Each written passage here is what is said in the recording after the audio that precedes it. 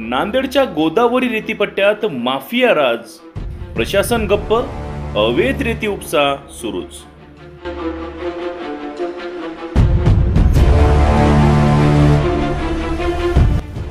नांदेड जिल्ह्यातील मार्कंड, वाहेगाव, पिंपळगाव आणि गंगाबेट परिसरात गोदावरी नदीपात्रातून अवैधरित्या रेती उपसण्याचे आणि वाहतुकीचे सत्र बेधडकपणे सुरू आहे। या भागात दिवसाढवळ्या रेतीची वाहतूक केली जात असून संबंधित प्रशासन, पोलीस यंत्रणा मात्र आंधळी झाली आहे, असा आरोप स्थानिक नागरिकांनी केला आहे।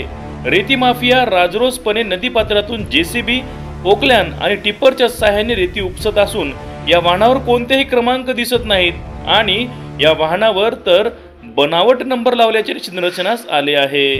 संबंधित क्षेत्रातील हद्दीतील ग्रामीण पोलीस स्टेशन पोलीस प्रशासनाला संपर्क केला असता अधिकाऱ्यांनी फोन उचलणे टाळले। ही बाब विशेष चिंतेची आहे।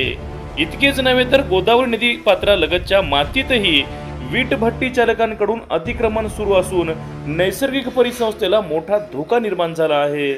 स्थानिक नागरिक आणि सामाजिक कार्यकर्ते तसेच सुज्ञ पत्रकारांनी हे प्रश्न विचारले आहे।